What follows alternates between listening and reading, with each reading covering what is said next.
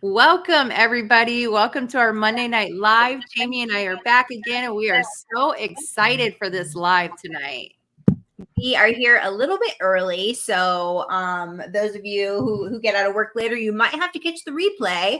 But we have a friend who's coming on with us that is stuck in traffic, but they will be here very soon, and he will not disappoint. He is an amazing guest, has an amazing story, and we're really, really excited to have him put his testimony out here and for you guys to hear the amazing things that he's doing out in Atlanta, Georgia. So if you are here and you're in recovery, throw your recovery dates in the chat. Let us know where you are watching from.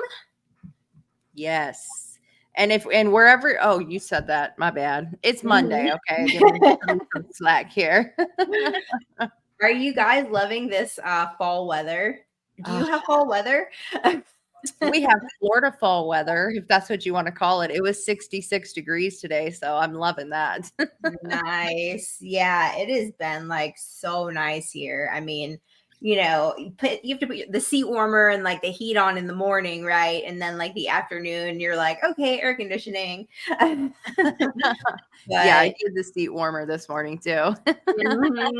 Yes, makes for good fall like pumpkin patch stuff, Yes, for sure. Okay, we got Angie in here with 6 months sober from Maine. Congratulations, Angie. So proud of you.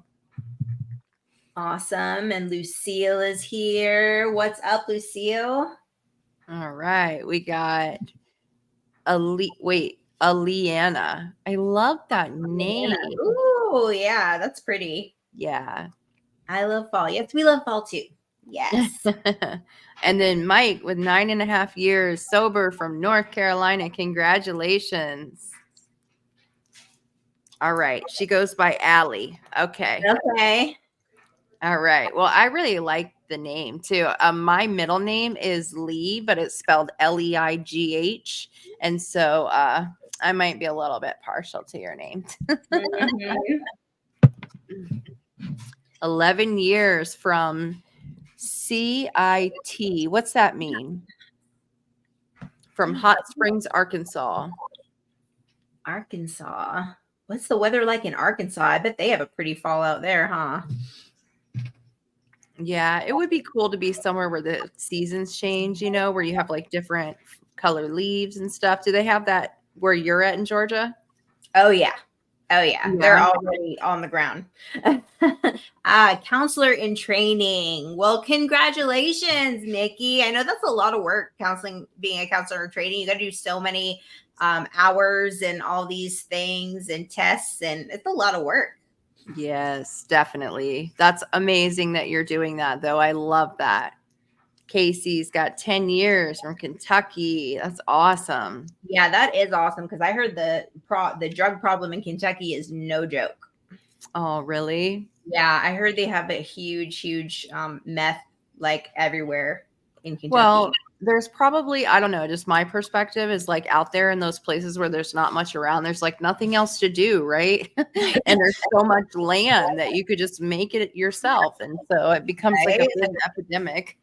Yeah, like, look, all this land, let's make meth. Did I ever tell you about the time I lived in Beach Island? No, what is Beach Island?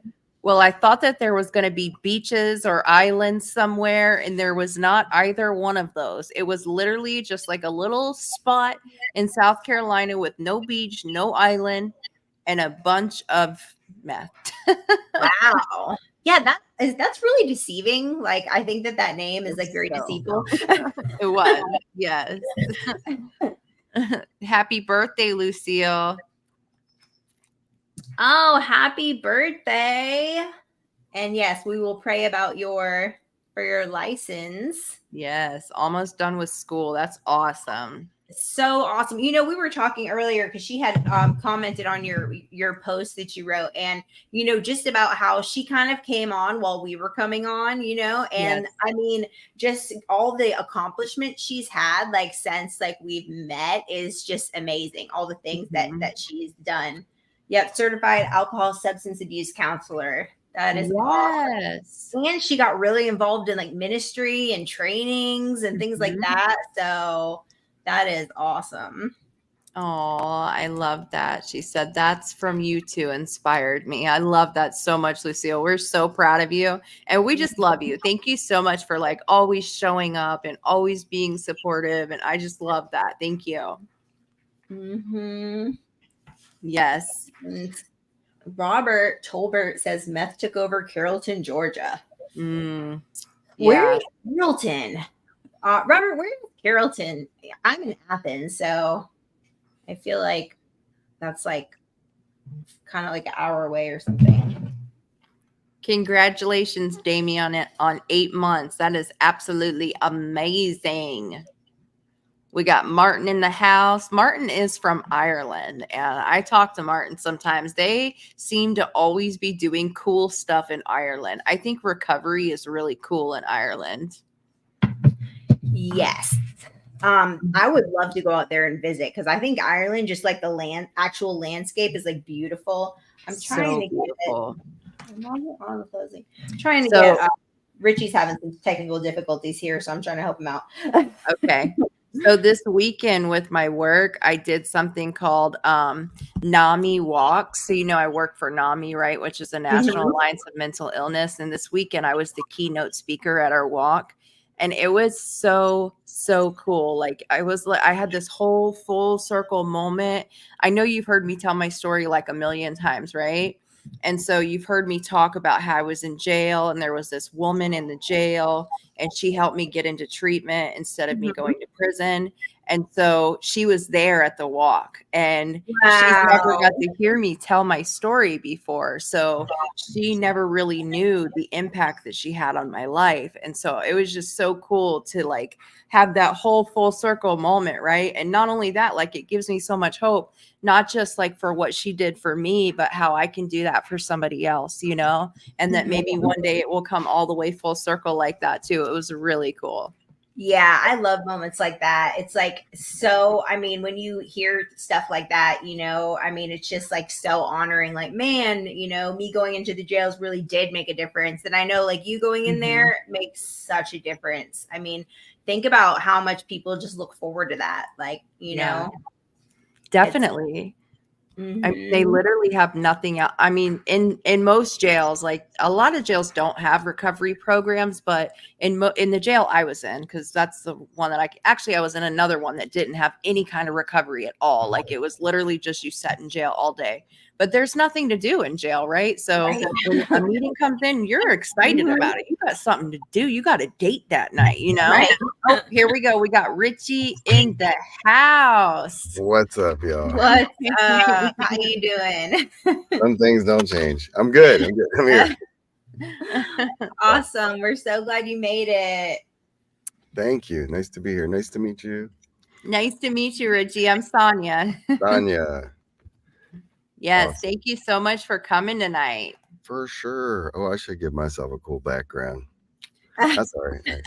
I have an office look, it's a corner office. I'm in a cubicle. It's this amazing place called Switch Yards. So I was getting confused, StreamYard, Switch Yards, but yeah, it's lovely. It's like a 24-hour community office space and all around Atlanta. Hopefully we'll expand. I think they have one in Nashville, so that's kind of cool. Oh, so you were dealing with Atlanta traffic. Now I understand. Okay, yeah. I should have clarified that for empathy.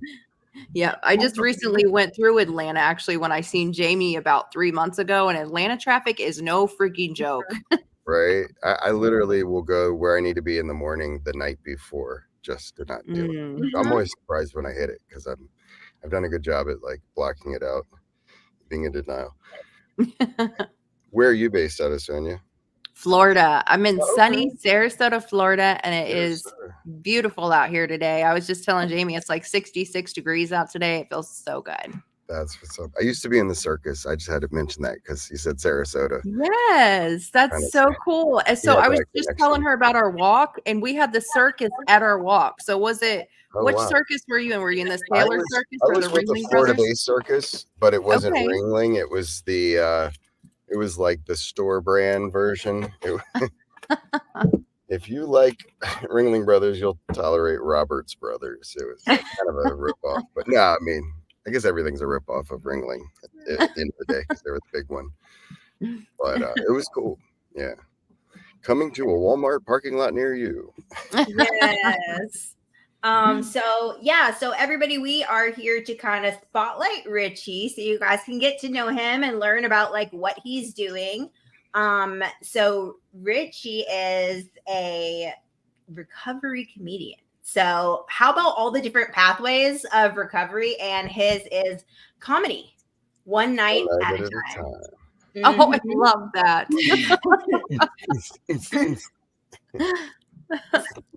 So Rebecca said, what did you do in the circus? Take a wild guess, Rebecca. That's my mama, by the way. It is. Okay. No, I'm just saying because I was a clown. Okay, totally makes sense. I get it. I got these dimples. Stereotypical, yes. Yeah. So I've been like, people are like, how long you been doing comedy? And I'm like, I know they mean stand up, but I'm like somewhere between 10 years and 30 years. So, yeah, it's been something I've always enjoyed, bringing laughter. So it kind of seemed natural to eventually do stand up, especially I tried it because I tried to kind of everything. I guess no pun intended, but you know, it probably wasn't even a pun, but no drug reference intended. But I tried stand up. I liked it. It just wasn't ready. I wasn't ready to be honest and be myself, you know. And then when I got arrested and, you know, the masks were ripped off, my business was out there. So I figured I'd beat people to the punchline, you know. In some ways, it was therapeutic in a lot of ways. Yeah. Yep. Recovering out loud. Yes. Yes. And and processing. It's kind of like a processing thing, right? For sure. When you're sharing your story out there and you're making it, you know, like jokes and whatever. So yeah, John says laughter is the best medicine for sure. And that's so important because I feel like when we first come into recovery, especially we're just if you don't have insurance. So laughter is the best medicine, especially if you don't have insurance. Yeah. Yes. Absolutely. But yeah, recovery can be so like gloomy in the beginning, you know what I mean? So it's like, it's good to like have people like funny, encouraging people around you, like people who have like life in them, you know? And you definitely, you know, have that. I got to meet you at where were we at? Oh, we were at the gala, the Reboot Gala. Yes. And you definitely have like a really good like energy about you and stuff. Thank you. So you want to talk a little bit about your organization? Yeah, for sure. And this is the comedy nerd in me. I have to write down that thing I said. They got to laugh real quick so I don't forget it. Thank you, Jonathan, for the setup. Remember this one. Yeah. So Stand Up for Recovery is a group of comedians, pretty much, you know, international sort of group of comedians, really loosely based and central to Atlanta, Georgia, who are in recovery, multiple pathways that talk about it on stage and help people. You know, I think we would sort of subscribe to the people newer in recovery being kind of the most important, but then you can't forget about the middle timers and the long timers, you know, and allies too, really everybody, you know, but there's so much for people who, you know, who aren't in recovery, and particularly in the evenings and on the weekends. So I feel like a calling to help create something fun to do on the weekends that reminds people that not only is recovery possible, it can be a lot of fun. And remember to laugh again. You know, I know like for me early, or, you know, I should say like late in my addiction, you know, it was like, and I was literally like a clown, like training with Cirque du Soleil, like, and like taking myself so serious, like that's ridiculous. So, and then, you know, when I inevitably got arrested, you know, it was very dark, and I remember being at a meeting, and my first meeting, I had to get my mom to drive me. It was very humbling, and Yep. somebody sensing the dis-ease, if you will, tried to break the ice after the meeting and was like, "Man, before I got in recovery, I was a flaming asshole. But now I got meetings and I got a sponsor and I work the steps. Now I'm just an asshole." And I remember this, like, how it was like I could finally breathe again or something, you know, when I laughed. I'd forgotten how. And so I don't know if comedy has helped save my Mhm. life, but it's definitely helped save my sanity. And, Mm. you know, so we, you know, we're a mobile comedy club for the recovery communities. And we're also making a intentional effort to try to encompass the mental health component to addiction recovery. So like last night, actually, we had an early show at the ATL Comedy Awards. It stands for All the Laughs. Um, and we had a whole lineup of comedians who were open about talking about mental health challenges, and that was really cool to see. And so I think in that our addiction recovery comedy shows, we have ally spots for one to maintain a certain level of diversity in our lineup, but two, I think we're going to add, um, you know, somebody from the mental health sphere, you know, a comedian who's open about that, because I think that's like for me, like I know, you know, the whole peeling the onion. Once I sort of lost the desire to use, I was you know, there was underlying conditions. I was arguably self-medicating, and so I don't know. I know I feel like that it's important to be, you know, to help reduce stigma around that too.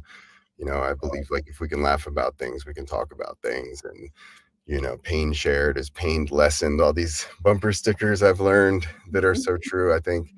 And we also want to create recovery friendly spaces for people to try stand up for the first time, talk about things that, you know, it's already, you know, they say like public speaking is people's number one fear, and then like you add comedy on top of that, and then you add sobriety, and and then you're doing comedy for the first time in a bar, and it's just, it's not really conducive to your recovery necessarily. It was you know, presents more challenges than, you know, needed. You already have enough. And so we want to do like a sober open mic.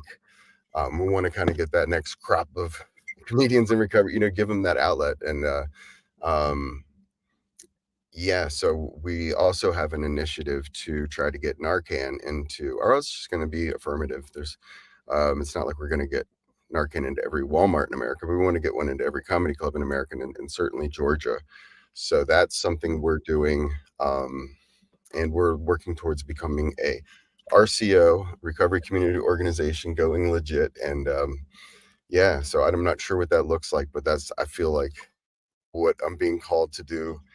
And you know, I feel like, you know, when my heart's in the right place, I'm doing the right thing, like opportunities present themselves. And since I've been really leaning into this purpose, you know, it's been really humble, you know, just this incredible experience of, you know, being able to connect with people like you, and you know, the people, you know, the Mobilized Recovery Across Georgia tour, and um, you know, the opportunities just you know, are presenting themselves, and I just, you know, I have to constantly check my motives.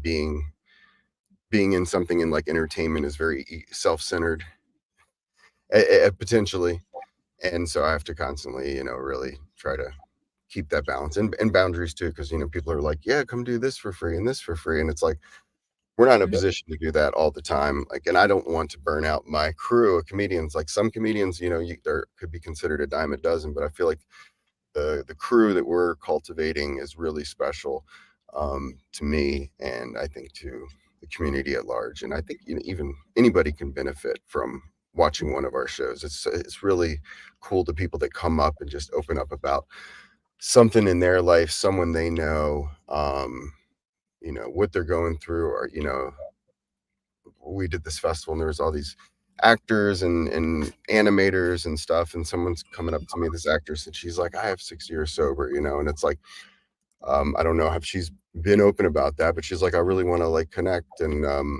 you know, get involved and stuff. So it's a cool experience. I don't want to get too far ahead of myself with it, but if I had to give like a long vision, it might be, if we're ever in a position through grants to be able to get a space to have a full-time sober comedy club and still continue to move around and work with RCOs and stuff. But then during the day we could facilitate workshops there. But in the meantime, I'm hoping to be able to get to different places and maybe teach storytelling, stand-up, improv, things like this. And because it's another outlet, like to process emotions.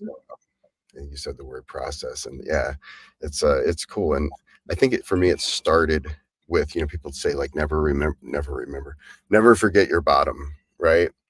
And or might be doomed to repeat it type of thing. And so I started working on this story about what the reality of me using was like, because it can be very easy to romanticize and think it's going to be different this time, and just they say play the tape out till the end or skip the track to the end, to the bonus track, the behind the scenes.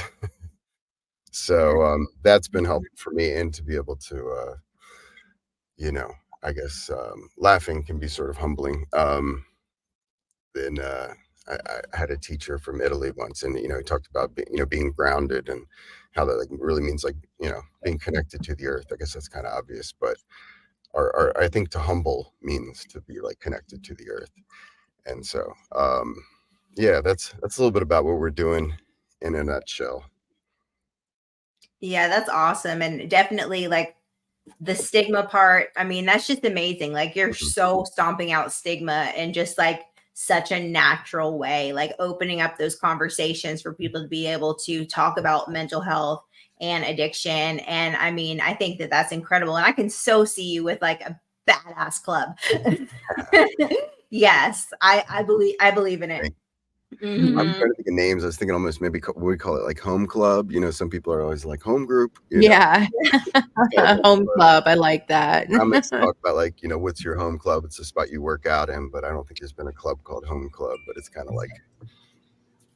puts the two worlds together a little bit. Yeah, I love that. And like as you're talking, I remember when I was in jail, like the worst trauma that I've ever been through. And the only time I could talk about it was if I was full blown laughing, right? Like just because that was my coping skill at the time. So I'm just like laughing. I can't even believe myself that I actually did this. You know what I mean? And so when I tell my friends, of course it's hilarious because it's so far fetched. They're like, wow, you're pretty freaking crazy. Like, I can't believe you did that shit either, you know? And it was such a coping skill though. Like it really helped me to get through that in the beginning until I could like really start to process it and talk about it and put the pieces in place. That's awesome. Yeah. I work at a part-time now. Well, it's always been part-time, but there's a RCO that's art-based. And I got a lot of insight from that. They teach painting and dance and poetry and stuff. And I came in, with they put on some productions, and I've come in as an actor and a comedian and somewhat of a storyteller, and trying to integrate that, but seeing how when they do that, the why, it's not just to kind of pass the time or whatever, but it really, helps people start to process emotions and express themselves different ways. Because things get so bottled up, and they might just come out as anger. And like you said, processing. If you're working on a story and tell it, and you can record it and then write it down, and then maybe refine it. And it doesn't have to necessarily be funny either, but like, there can be those humorous moments in it too. But yeah.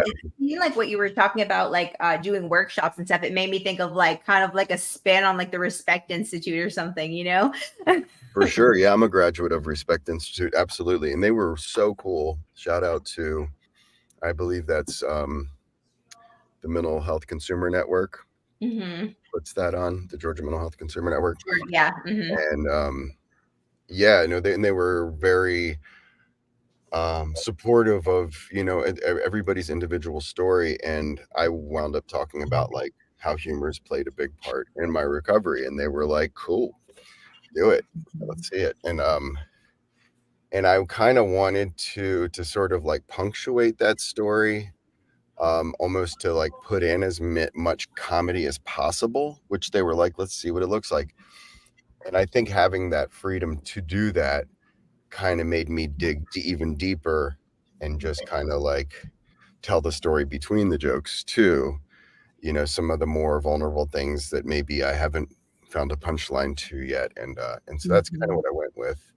But yeah, shout out to the Respect Institute. I think, and you know, I think like with the CARES sort of thing, the dignity of risk, that's like, you know, peer support ism, but just to kind of like give people the freedom to express themselves. And like improv is really cool for that too.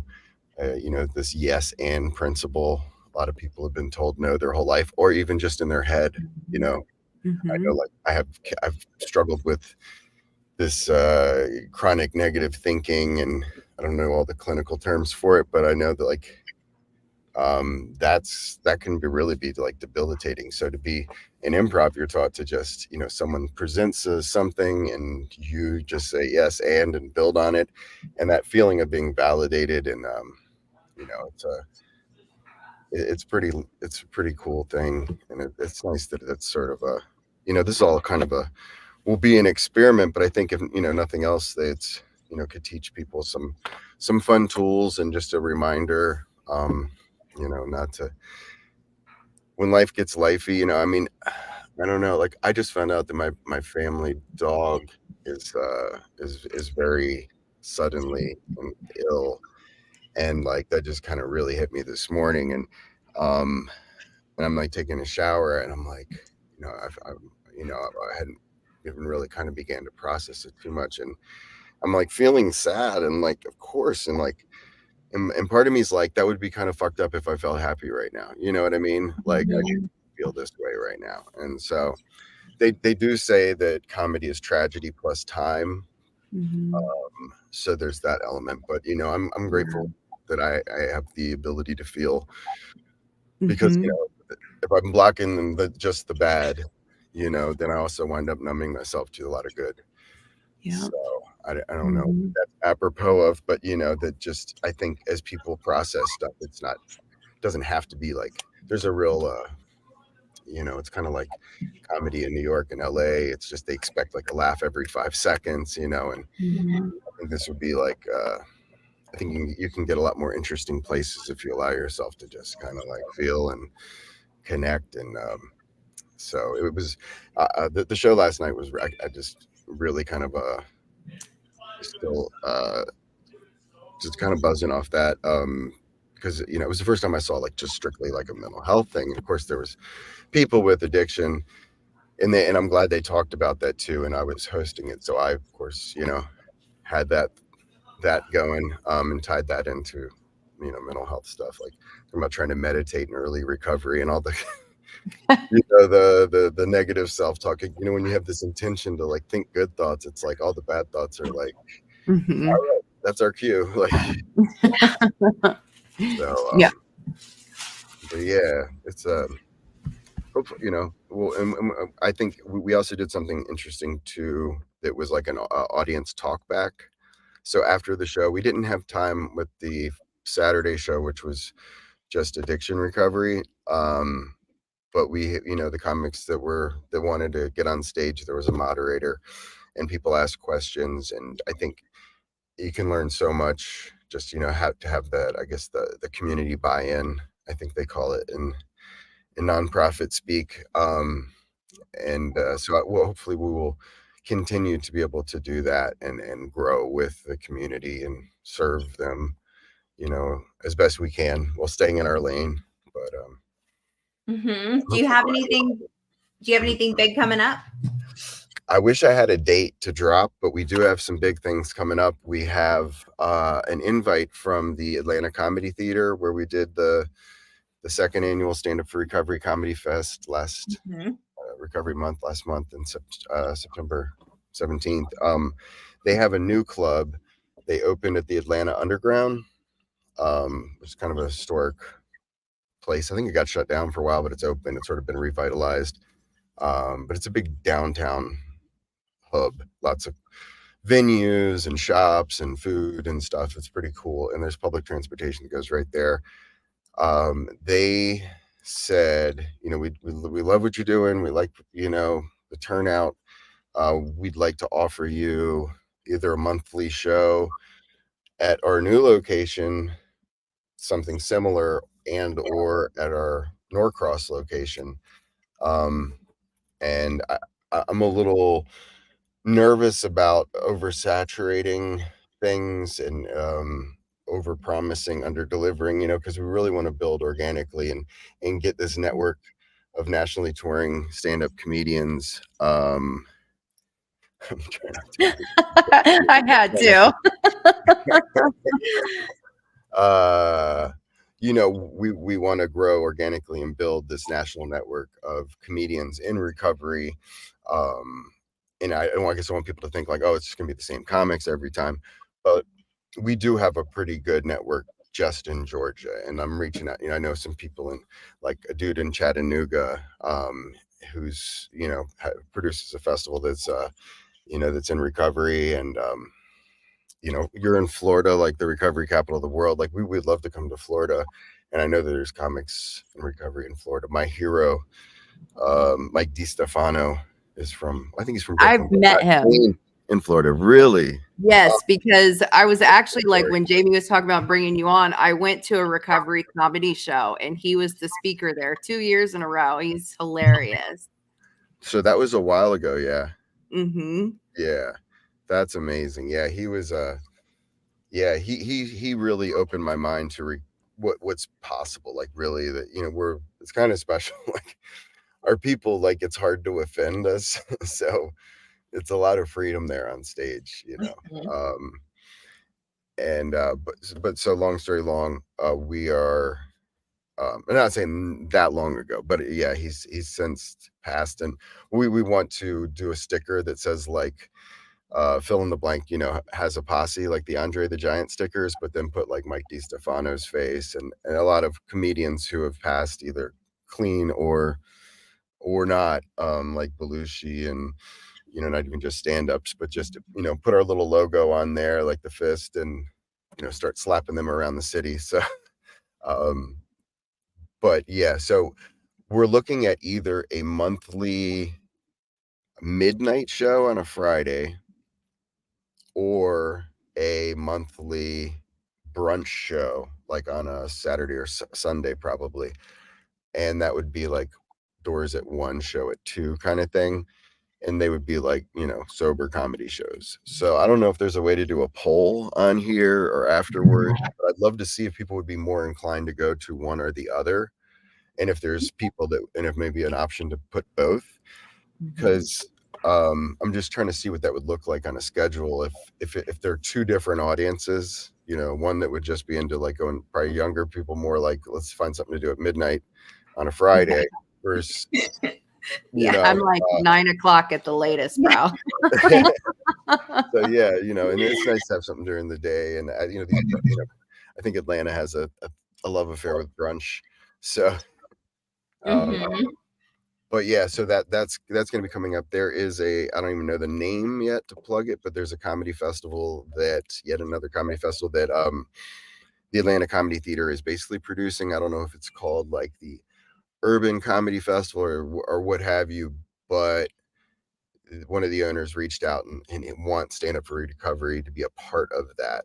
So that, I don't know if that's going to be the launch date of our first show. I'm hoping at least maybe like a brunch show during that, and then maybe the next week we'll try the Friday show, and then maybe moving forward for the next couple months, those 2 shows will be on the same day, because I'll probably be flying back occasionally to spend time with my family, my parents, and the dog, you know.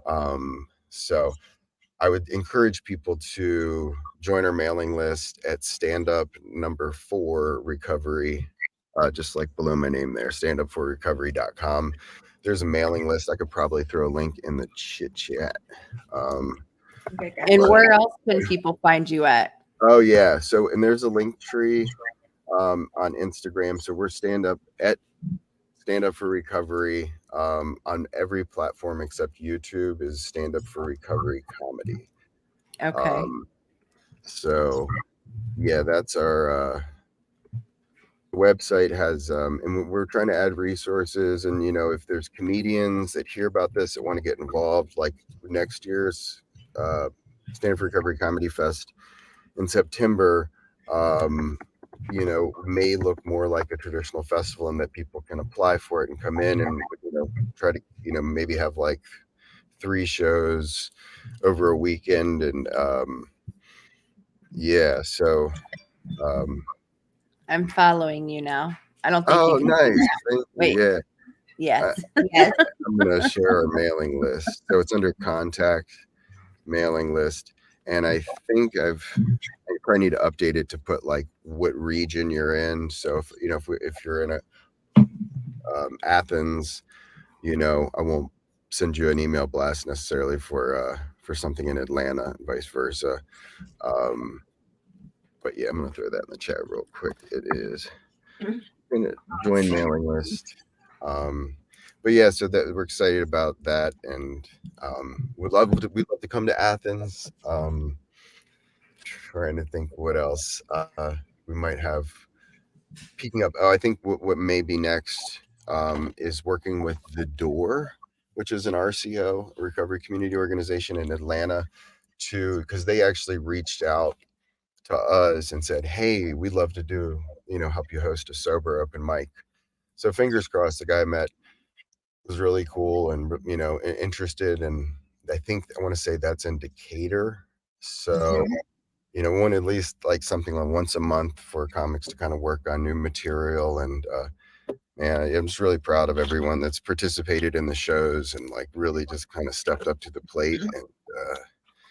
And so yeah, and if people want to volunteer, have a skill or something too, could reach out. Hopefully we'll have opportunities to hire people in recovery at some point. And just met somebody, she's a mental health advocate, and she's taught storytelling. And then a guy at the show was like, I don't know if I mentioned it yet, I don't think so, but he's like, I do accounting for nonprofits. I heard what you said on stage. So I was like, amazing. I don't know anything. And we actually got an award last night, which was really sweet, from the ATL Comedy Awards. And I took a picture of it real quick. Says, oh, crap, where is it? It was they give out awards for film and TV and stand up and things like that, and they gave like, it wasn't their traditional award, which is like the Golden Pitcher. It looks like a pitcher of beer, honestly, but it's cool. It's made by the same company that makes the Tonys and the Emmys, and it's a very up and coming festival, or I don't know if they call it a festival, but it's the ATL Awards, or ATL Comedy Awards, which stands for All the Laughs. They're at allthelaughs.org. But I'll read it for you real quick. Here we go. It says, in recognition for all they do for the addiction and mental health recovery communities, including, did I lose you guys? No, you're here. My bad. So it says, in recognition for all they do for the addiction and mental health recovery communities, including sober comedy shows and efforts in getting Narcan into comedy clubs across Georgia, the ATL Comedy Awards would like to present Stand Up for Recovery with the Golden Advocacy Award. So Awesome. That's awesome. Yeah. That's not the first award you've gotten. Yeah, I guess if you can call a proclamation an award, it feels like an award. I mean, yeah. I mean, it was like probably bigger than an award to have, the mayor of Greater Atlanta, Norcross, gave us a proclamation recognizing National Recovery Month, and a paragraph in the proclamation shouting out Stand Up for Recovery. So I'll have to put that on the website. I used to do web design, and I'd like to try to, I need to figure out how to, I'd like to keep track of the past shows we've done as like an archive, but I don't want to like completely redo the homepage every time. So if there's any web designers out there, Offer your services. Yeah, or I can pay you to. I just need some help. I love to work with people in recovery. If I can help it. Our shirts were designed by an artist in recovery, the original one. This is sort of a second generation. And what else? Oh, and they're printed by a guy in recovery who's also a comedian. Shout out to D's Tees. And they're super soft and comfy. And if anybody wanted to order one, I'll have to do like a little merch thingamajig on social media, but we still have like loads of shirts, stickers, buttons, and they're all pretty much suggested donations. So suggested donations 20 on the shirts, and a couple bucks to mail them out because they're kind of lightweight, super comfortable. But that's a great way to be able to support, and we worked really hard on the design because we didn't want to just put something that was essentially like the flyer on the shirt that people might wear once or while they're washing their car or use it to wash the car. So we didn't even put like Stand Up for Recovery on it. We just really wanted something that we thought was cool. Yeah, I like it. Maybe it was a little even over the top to put the slogan on it, but I like it. I think it's cool. So yeah, that's our hashtag, one night at a time, and experience, strength, and jokes. Nice. Super creative. Oh, thank you. Let's ask real quick what the question you wanted to know about, which was Saturday at midnight or Sunday brunch, right? Yeah. Okay. So anybody who and we'll go back and tally too after we do like the replay and stuff. Right. Or if you would rather go to a sober comedy club Saturday at midnight or Sunday for brunch, like 1 o'clock or something, and just let us know. And we're gonna add it up here for Richie so that we can get some info. Nice. And you guys make sure you follow him. I think you put that's like the mailing list link, and then we're Stand Up. Put it in the chat. Make sure you put it to everyone because I think it went in the. Oh, okay, my bad. Private chat. How to? Okay, private chat. I see. Mm-hmm. There we go. Hey, there's the chat. What's up, guys? This is awesome, and thanks so much for having me on. It's really fun to kick it with y'all. Yeah, thanks for coming. Yeah, for sure. So do I need to connect with YouTube? Is that sort of the idea to be part of the chat? Is that a thing? Probably. I think I did it. Yeah. Yeah, there was a lot of questions that we didn't get to. We could do a speed round. Want to do a speed round? Because I take like 30 minutes to answer. I leave phone messages like I answer questions because I'm like assume no one's gonna call me back. So I'm like, this is my half of the conversation. Take it or leave it. I'm working. That was my elevator pitch. If the elevator was stuck in between floors for an hour. Okay. But yeah, what are some of the questions? So keep it under a minute. Well, we got a Sunday at brunch is Saturday. Sunday at brunch, we got 3 brunches. Okay. 2 Saturdays. So. And comment again, honestly, if it would be both, but I'm guessing people would. I mean, definitely wouldn't go like the same day to 2 shows. But if it was maybe one weekend was brunch and the next weekend was a midnight show, is that too soon? I'm trying to give myself a window to travel because I know I need the time before to promote each show. And if I had the consistency of it being second whatever of the month, then that would be a lot easier advertising, but that's cool. So it's looking like midnight. Julia says thanks, Andrea. Rebecca says Sunday brunch. I'm in Vegas, but would still rather do brunch. Cool. What time does brunch happen in Vegas? Brunch is anytime in Vegas. But that's cool.